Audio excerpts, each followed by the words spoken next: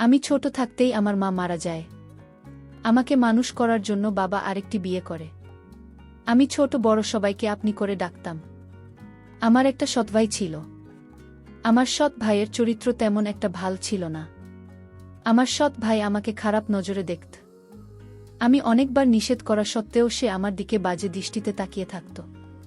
আমি আমার ভাইকে বলেছিলাম, ভাইয়া আমি তো তোমার ছোট বোন। আমার বয়স মাত্র 12 বছর। আমার বয়সটা কম হলেও আমি তোমার মনের ইচ্ছাটা বুঝতে পারি। সৎ ভাই আমাকে বলল, তুই কি বুঝিস না রে? আমি বললাম, ভাইয়া আমি দেখতে অনেক সুন্দর সবাই বলে, আর তুমি আমার দিকে এভাবে তাকালে আমার ভীষণ খারাপ লাগে। সৎ ভাই তখন বলল, আমি তোকে তো অনেক ভালোবাসি। তুই যদি আমার বোন না হতো তাহলে আমি তোমাকে বিয়ে করতাম। ভাইয়ের মুখে এই কথা শুনে আমি নিশ্চিত হলাম, ভাইয়া আমার কাছে গোপনে অবশ্যই কিছু চাই। কিন্তু তার চরিত্র এত খারাপ ছিল যে এলাকার মেয়েরা তার নামে দুদিন পর পর বাড়িতে নালিশ আসত। আমি আমার সৎ ভাইকে খুব ভয় পেতাম। আমার একদিন কিছু টাকার প্রয়োজন ছিল, কিন্তু টাকা আমার মা দেয়নি। আমার সৎ ভাই বলেছিল, আমি তোকে টাকা দিব, কিন্তু তুই আমার একটা কথা রাখবি, যে কথাটা কাউকে বলা যাবে না, শুধু তুই আর আমি জানব। আমি বললাম, কি কথা? যদি রাখার মতো হয় রাখব। আমার সৎ ভাই বলেছিল, তুই একদিন আমার বন্ধুর বাসায় যাবি আমার সাথে বেড়াতে। আমি বললাম, আমার সেখানে কেন যেতে হবে? আমার ভাইয়া বিভিন্ন কৌশলে আমাকে তার বন্ধুর বাসায় নিয়ে গেল। আমিও বলেছিলাম, ভাই আমার 1000 টাকার প্রয়োজন, তুই যদি টাকা দিস তাহলে আমি যাব। সে বলল, 1000 টাকা কোনো ব্যাপার হলো, আমি তোকে 5000 টাকা দিব। কিন্তু শোন, আমার বন্ধুর বাসা অনেক দূরে। আমার বন্ধুর বাসায় আজ বিয়ে, আজকে ফিরে আসতে পারবো না। একটা দিন বন্ধুর বাসায় থাকতে হবে। আমি আমার সৎ ভাইয়ের সেই মতো তা বুঝতে পারিনি। আর সেদিনই ঘটে আমার সাথে এক করুণ দুর্ঘটনা। যে ঘটনাটি ঘটেছিল সেটা আসলে আমি কেন কোনো মেয়েমানুষের পক্ষে মেনে নেওয়া খুবই কষ্ট দেয়। যাই হোক, আমি আমার সেই ভাইয়ের কথায় আমি তার বন্ধুর বাসায় গেলাম। তারপর বন্ধুর বাসায় রাতে খাওয়া দাওয়া শেষ করে শুতে গেলাম। আমি যে ঘরে শুয়েছিলাম সেই ঘরে আমার ভাই ছিল।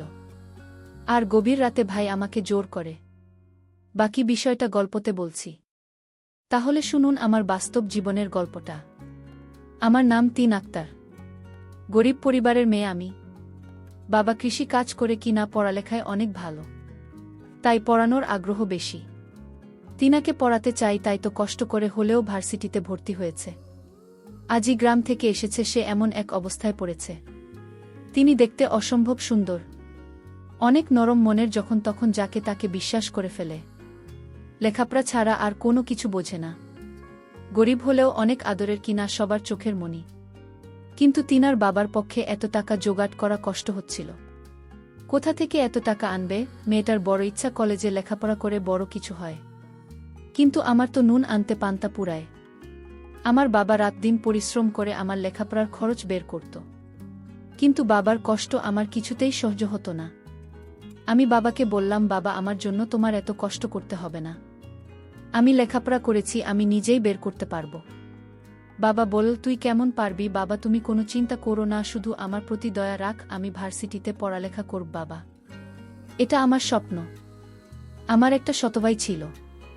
আমার মা ছোটবেলায় মারা যান, কিন্তু আমার বাবা আর একটি বিয়ে করেন, কারণ সংসারে রান্না বান্না করার মতো কোনো লোক ছিল না। আর তাই বাধ্য হয়ে বাবা বিয়েটা করল। আমার ছোট মাত্র আমাকে খুব ভালোবাসে, নিজের মায়ের মতো আমিও দেখি। কিন্তু আমার একটা ছোট ভাই ছিল, তার নাম রফিক। সে লেখাপড়ায় খুবই কাঁচা। লেখাপড়া না করে সারাদিন আড্ডা মারে বন্ধুদের সাথে। লেখাপড়ার প্রতি তার কোনো আগ্রহ নেই। আমার সব ভাইয়ের কোনো মতো ভালো না। সে কিছুদিন আগে বন্ধুদের সাথে যোগ করেছে, একটা ছেলেকে মেরেছে। কিন্তু এই ছেলের চিকিৎসার সমস্ত খরচ আমার বাবার বহন করতে হয়েছিল।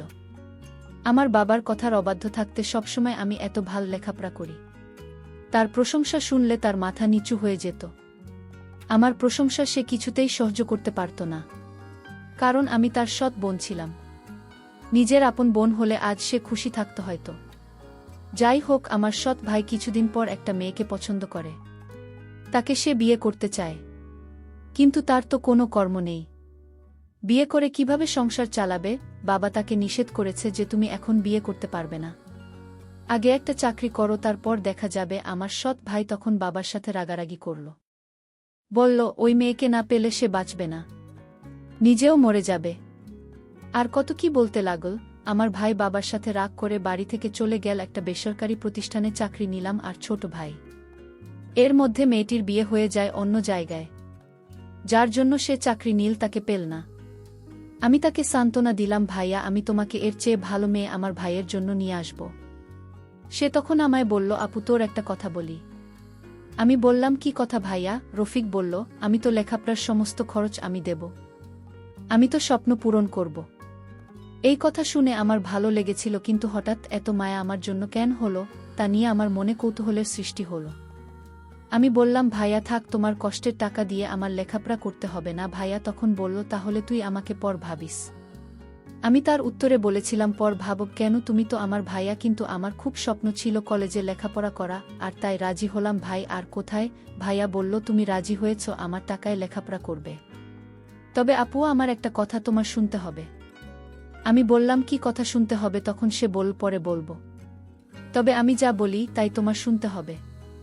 আমি বললাম, ঠিক আছে, আগে কলেজে ভর্তি হওয়ার টাকা দাও, তারপর দেখি। তখন আমার ভাইয়া ভার্সিটিতে ভর্তি হওয়ার জন্য টাকা দিল। আমি কলেজে ভর্তি হলাম। আমার এত ভালো লাগছিল। আমি লেখাপড়া করব, ভালো একটা চাকরি করব। আমি ভার্সিটিতে যেদিন প্রথম পা রাখলাম, আমি এত বড় ভার্সিটি দেখে অবাক হয়ে তাকিয়ে দেখছে, আর ভাবছে এত বড় ভার্সিটিতে পড়ব আমি। চারপাশে দেখছে আর খুশি মনে হচ্ছে, কত ছাত্রছাত্রী ঘুরে বেড়াচ্ছে, আশেপাশে বড় বিল্ডিং, রাস্তা দিয়ে হেঁটে যাচ্ছে আর স্বপ্নের রাজ্যের কথা ভেবে চলেছে। একটু পর পর চোখের চশমাটা ঠিক করছে। এটা তিনার একটা অভ্যেস ধরতে গেলে তিনি ইচ্ছে ছিল এমন বড় ভার্সিটিতে লেখাপড়া করার, আজ তা পূরণ হতে যাচ্ছে। ভাবতে খুশি লাগছে। হঠাৎ কারো সাথে কাজ করে করে ধাক্কা খেয়ে নিচে পড়ে গেলাম। স্বপ্নের কথা ভাবতে ভাবতে একটু বেশি অন্যমনস্ক হয়ে গেছিলাম। নিচে পড়ে ওপরে তাকাতেও পারলাম না। তার আগেই কেউ ঝড়ের গতিতে আমাকে উঠিয়ে ঠাস করে চর বসিয়ে দিন। আমি অবাক হয়ে সামনের মানুষটার দিকে তাকিয়ে আছি। একটা মেয়েকে দেখলাম, তাকে দেখে মনে হল কোনো বড় লোক ঘরের মেয়ে। সে আমাকে বলল, তোর তো সাহস কম না। আমাকে ধাক্কা দিয়ে আমাকে আরও কয়েকটা ছেলে মেয়ে ছুটে এল মেয়েটার কাছে। সুরমা, কি হয়েছে রে? এই মেয়েটার জন্য আমি পড়ে গেছিলাম। ওর সাহস কি করে হলো আমাকে ধাক্কা দেওয়া? কে এই মেয়ে? নতুন মনে হচ্ছে। এই মেয়ে কখন ভার্সিটিতে ভর্তি হলো? সুরমার বন্ধুরা বল, দাঁড়া, এই মেয়ে নতুন হলে তো ঝুঁকে দেখে ছাড়ব। সুরমার বন্ধুর আমি বলল, পুলিশকে বলেছি, সুরমা শাস্তিটাও হয়ে যাবে। কিন্তু রাহুল তো এখনো আসে নাই, ওকে ছাড়াই কি করবি? ও আসলে হবে না। এর আগে মেয়েটাকে ধাক্কা মেরে ফেলে দেওয়ার শাস্তি দিতে হবে। আমি ওদের কথার কোনো কিছু বুঝতে পারছি না, কি বলছে ওর মাথায় ঢুকছে না। আমি ভাবছি, আমাকে কেন মারল? আমি কি ইচ্ছে করে ধাক্কা দিয়েছি? অনেক কষ্ট লাগছে, কিন্তু কিছু বলতে পারছি না, চুপ করে আছে। এই যে মেয়ে, তোমার নাম কি? একটু ভয় পেয়ে বললাম, আমি কি না? একটু দেখে চলতে পারলে না? এখন তো ওরা তোমাকে প্রতিশোধ নেবে। তুমি দেখে চললে এমন হতো না। আমি কথাগুলো ভাবছিলাম। হঠাৎ ওই ছেলে সেগুলো বললে, এরা সবাই আমার দিকে আসছে দেখে আবার তাদের কাছে চলে গেল। এত জোরে থাপ্পড় দিয়েছে, আবার আমাকে মারবে কেন? সবাই আমার কাছে এসে নাম কি, বাড়ি কোথায়, কিসে পরিষদ জিজ্ঞেস করতে লাগল। তারপর আমাকে গান গাইতে বলল। আমি গান পারি না বলাতে আমাকে কানে ধরে রেখেছে। এদিকে সিয়াম আজ একটু দেরি করে ভার্সিটিতে এসেছে। এসে দেখে সবাই ভিড় করে দাঁড়িয়ে আছে। সিয়াম আসার সাথে সাথে সবাই ভিড় কমিয়ে চলে গেল, আর সব মেয়েরা হা করে তাকিয়ে আছে। কারণ সিয়াম হচ্ছে ভার্সিটির সবার সিনিয়র। সব মেয়েরা জয়ের দিকে হা করে তাকিয়ে আছে। সিয়াম গাড়ি থেকে নেমে ওর ফ্রেন্ডের দিকে যেতে লাগল। এখানে কি হয়েছে? এত ভিড় জমাচ্ছে কেন? আমাকে তখন ছেলেটি জিজ্ঞেস করল, তুমি কে আর তুমি আমার বান্ধবীকে ধাক্কা মেরে ফেলে দিলে কেন? আমি তাকে বললাম, দেখুন, আমি না দেখে তার সাথে ধাক্কা লেগে গেছে, আর এর শাস্তি হিসেবে আমাকে চড় মারলেন। তাও কি তাদের আমাকে প্রতিশোধ নেওয়ার বাকি আছে? তখন হঠাৎ লক্ষ্য করলাম আমার ভাই আসছে কলেজের দিকে। আমি মনের ভিতর খুব সাহস হচ্ছে, ভাইয়া যখন আসছে তাহলে ওদের হাত থেকে আমার ভাই আমাকে রক্ষা করবে। কিন্তু আমার ভাইয়ের রূপ দেখে আমি অবাক হয়ে গেলাম। আমার ভাইয়া বলল, সিয়াম আমার বন্ধু, আর বন্ধু বান্ধবীকে তুমি ধাক্কা দিয়ে মাটিতে ফেলে দেওয়ার কারণে তোমার অনেক শাস্তির বাকি আছে। আমি ভাইয়াকে বললাম, ভাইয়া আমি তোমার বোন, তুমি ওদের পক্ষে কথা বলছো। ভাইয়া তখন বলল, চুপ, কে তোর ভাই? আমি কারো খাই না। ওর বান্ধবীকে মারার জন্য আজ তো রেহাই নেই। তোর কত বড় সাহস, তুমি আমার বন্ধু বান্ধবীকে মারলে, এর জন্য তো মাসুল দিতে হবে।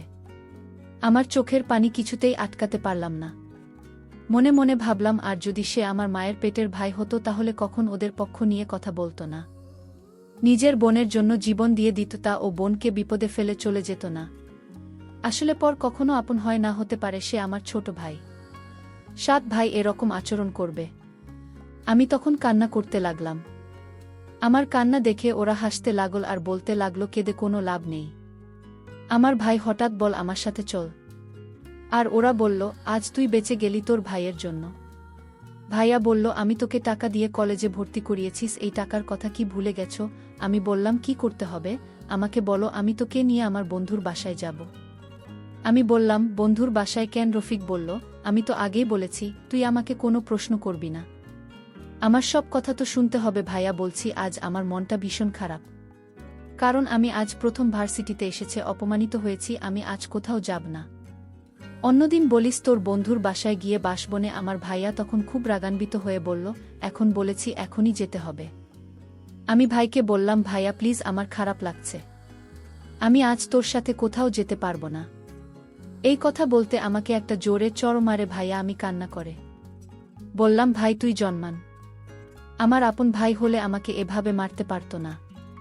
ঠিক আছে, আমি যখন তোর কাছ থেকে টাকা নিয়ে ভুল করেছি, তাহলে এই ভুলের প্রায়শ্চিত্ত আমার দিতে হবে। ভাইয়া নামক পাশের মানুষটি বলল, গাড়িতে। আমি কোনো কিছু না বলে চুপচাপ গাড়িতে উঠে পড়লাম। তারপর সে আমাকে তার বন্ধুর বাসায় আমাকে নিয়ে গেল এবং বলল, আমি তোর এখানে কেন এনেছি জানি? আমি বললাম, কেন আনলে এখানে? তখন একটা বয়স্ক লোককে আমাকে দেখিয়ে বলল, ওই লোকটিকে বিয়ে করতে হবে। তোর ভাইয়া বলল, ওই যে মানুষটিকে দেখতে পাচ্ছি, ওর সাথে তোর বিয়ে দিব। আমি বললাম, এটা কোনোদিন সম্ভব না। ভাইয়াকে বললাম, ভাইয়া আমার একটা পছন্দ আছে, আর সেই পছন্দের উপরেই জোর চালাতে পারিস না। ভাইয়া তখন বলল, বসে বসে আমার বাবার সব টাকা শেষ করেছিস তুই। আমার বাবা আমাকে তেমন একটা ভালোবাসেন না, শুধু তোর জন্য। আর তাই তো কে আর সঙ্গে হচ্ছে না তোর জন্য। আমি বাবা আমার প্রতি তেমন নজর রাখে না, ভালোবাসে না, শুধু তোর কথা ভাবে। তাই আমি মনে মনে ভেবেছি তোকে ওই লোকটার সাথে বিয়ে দিয়ে দিব। লোকটা অনেক টাকার মালিক, একটু বয়সটা বেশি। আর কি, বয়স বেশি হলে সমস্যা কি?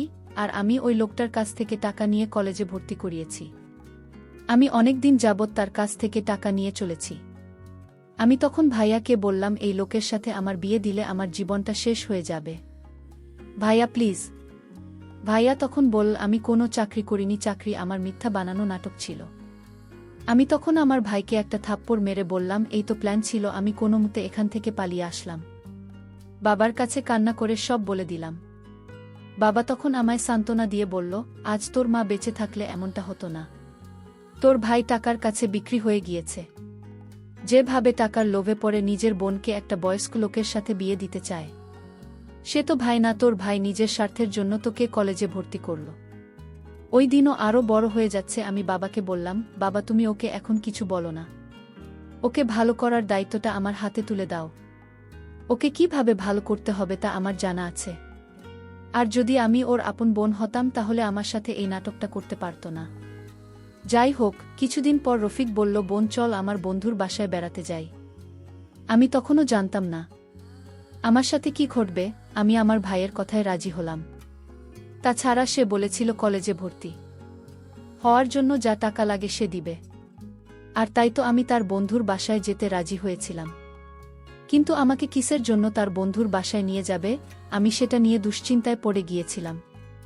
কিন্তু আমি সিদ্ধান্ত নিলাম, আমি তার রহস্যতে আমার জানতে হবে। আর তার কথায় রাজি হয়ে তার সাথে বন্ধুর বাসায় গেলাম।